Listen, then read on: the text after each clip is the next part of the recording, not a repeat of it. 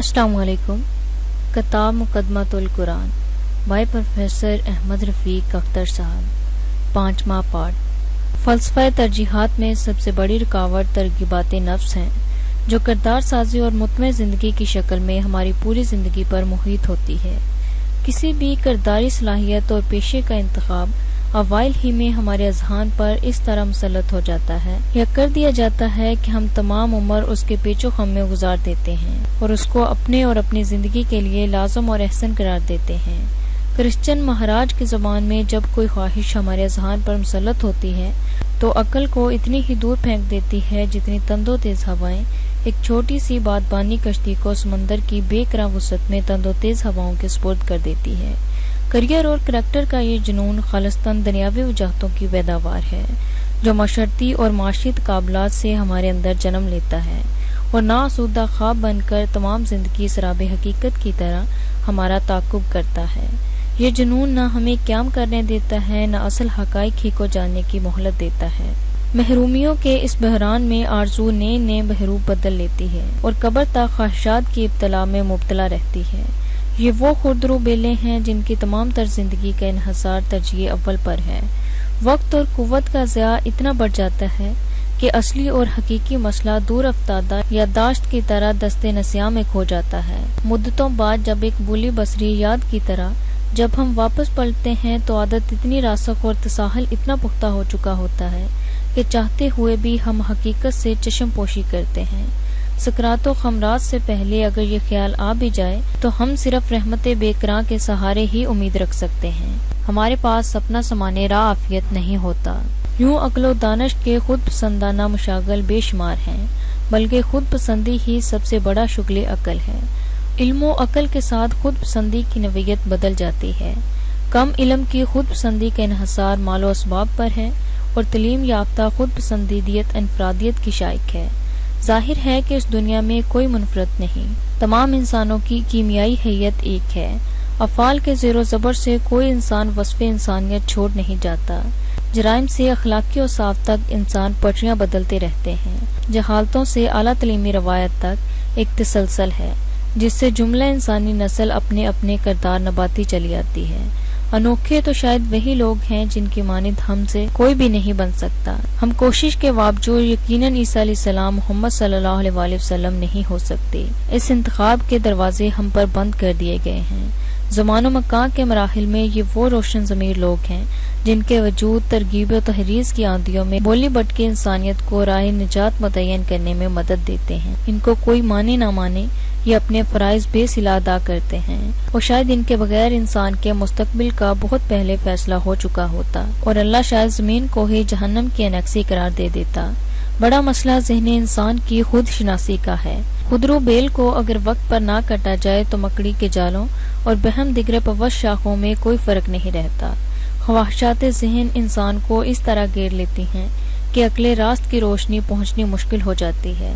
حج کی تعریف ایک چرواہے نے حضرت عمر فاروق رضی اللہ تعالیٰ عنہ سے یہ کی کہ یہ وہ قابل خوراک جاڑی ہے جو اتنے کانٹوں اور زہریلی شاخوں میں الجھی ہوئی ہے کہ جانور اسے اپنی خوراک بنانے سے معذور ہوتے ہیں۔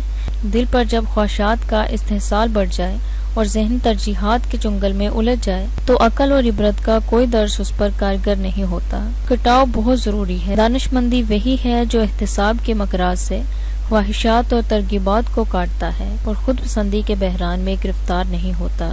چاہے کوئی چیز اور مقام کتنا ہی پسندیدہ ہو، جب ترجیح اول کو متاثر کرنے لگے تو اس شوریدہ سر کو کاٹ دے۔ نفس انسان اپنی محبت پر زندہ ہے، نرگسیت اس کی صفت اولین ہے۔ اپنے خلاف سوچنا اس کو کسی حال میں منظور نہیں ہوتا۔ اللہ نے عقل نفس انسان کی صفت کے مقابل رکھ دی۔ خود انسیت ہی خوش ناسی کی سب سے بڑی رکاوٹ ہے۔ اس کے مظاہرے بے شمار اور زندگی کے تمام شعبوں پر محیط ہیں۔ یہ ہر انسان کے محبت اور تعلق میں نمایاں، علم و ادب کی تمام روایات میں موجود اور فلسفہ حکمت کے ہر صفحے پر مرتسم۔ یہ خود انسیت ہم سے احساس خطا چھین لیتی ہے۔ اپنے آپ کو اچھا کہنے کا انس اور برا کہنے سے گریز خود انسیت کا خلاصہ ہے۔ نفس اپنے دفاع کا استحقاق ہر قیمت پر قائم رکھتا ہے اور نفس انسان سے بڑھ کر اللہ نے اپنا کوئی دشمن نہیں بنایا۔ جبلی اعداد کے پیکج ہی کو نفس کہتے ہیں۔ عقل اگر کار ساز ہے تو جبلت ہیلا ساز اور چلاک ہے۔ اکثر یہی دیکھا گیا ہے کہ خود انسیت کی وجہ سے عقل بھی ہیلا ساز جبلت کے اعلیٰ بن جاتی ہے، ورنہ یہ اخلاقی بحران اتنے کیوں بڑھ جاتے کہ حکومتیں بدترین انسانی کردار کو جمہوری آزادیوں کا شرف سمجھتی۔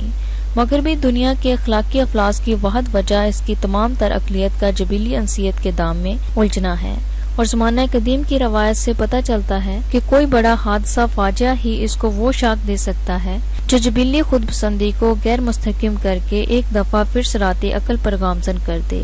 مذہب کی اعلیٰ ترین اقتدار کو سمجھنے کے لیے خود شناسی پر اتنا اصرار کیا گیا کہ خود شناسی اور خدا شناسی ہم رنگ ہو گئیں، مگر کیوں؟ انسان خود تو خدا نہیں کہ وہ اپنے آپ کو جان کر کسی الہیاتی مفہوم تک پہنچ جائے۔ دراصل خود شناسی آج کے مطابق نفسیات ذات کی آگہی ہے۔ خدا کی تلاش ایک مکمل اعتدال کا خلاصہ ہے، اور جب تک ہم اپنے ذاتی تجزیے اور تحلیل سے نہ گزریں ہمارے مذہبی یا سماجی نتائج مصدقہ نہیں ہو سکتے۔ لالچ، فریب، احساس کمتری، احساس عظمت، طلب جا، وجودیت، نرگسیت اور ہزاروں باریک تر نکات ایسے ہیں جن کا فہم اپنے آپ کو سولی پر چڑھائے بغیر نہیں ہو سکتا۔ کسی کی تعریف اور توجہ جو آپ کے ہونٹوں پر ایک تبسم کھلا دیتی ہے، آپ کے برسوں کی ریاضت کے نتائج کا رخ بدل دیتا ہے۔ ذہن جب کسی خوشامد کی حرص کرتا ہے تو اپنا فتویٰ قتل عقل لکھ رہا ہوتا ہے۔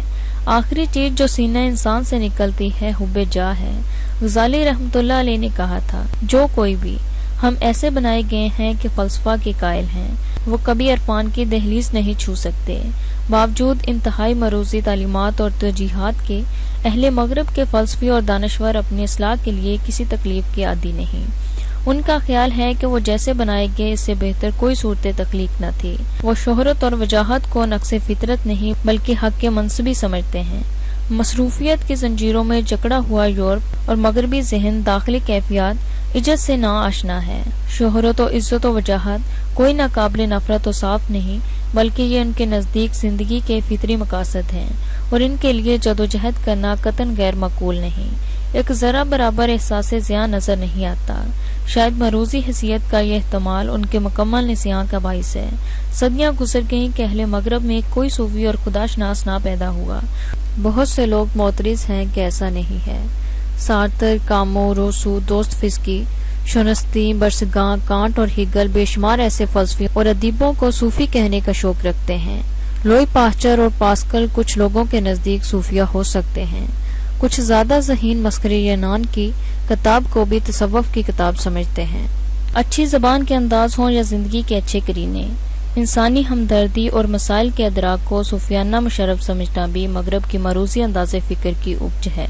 انسانیت نوازی نے بنیادی ترجیح کو بہت مجروح کیا۔ فرض اول کی ادائیگی کے بعد یہ فرائض تمام خدا شناسی میں چلے جاتے، مگر معاملات ایسے زیر و زبر ہوئے کہ انسانیت نوازی خدا سے گریز کا عذر بن گئی، اور لوگوں نے اسے تصور خدا سے بدل لیا، اور یہ دعویٰ عام ہوا کہ حقوق العباد حقوق اللہ سے فضو تر ہیں۔ عقل جب ترجیحات کے بحران کا شکار ہو جائے تو یہی حال ہوتا ہے۔ ایک دوسرا اہم احساس کمتری مغرب سے ترسیل علم اور تحقیق کی وجہ سے پیدا ہوا۔ مدتوں سے مشرق کے اہل علم خوش چین مغرب رہے، اور نہ صرف یہ کہ ان سے متاثر ہوئے بلکہ اپنے قدیم احساسہ جات علمیہ بھی نیلام کر بیٹھے۔ مشرق کے یہ معتبر جو جدید علم سے آشنا ہوئے، دراصل مغربی انداز معاشرت کے گداگر ہی تھے۔ ان کے داخلی تجربات بھی اسی غلامانہ ذہنیت کے نظر ہو گئے، اور متعدد جدید تحریکات نے جہاں کام اور تنظیم کی بنا پر مذہبی گروہوں کی بنیاد رکھی، وہاں مذہب کی اعلیٰ ترین قدر فکر کی مخالفت اور توہین بھی ضروری سمجھی۔ طریقت اور شریعت کے مخالف کتبین اسی طرز فکر کی وجہ سے ہیں۔ جن لوگوں نے مذہب کی بنا پر مغربی افکار کی مخالفت کی، ان کے پاس کوئی موزوں دلیل نہیں تھی۔ مدتوں بے عقل اور بے بصر مذہبی تقلید نے اس میں زمانی ایڈجسٹمنٹ بالکل ختم کر دی تھی۔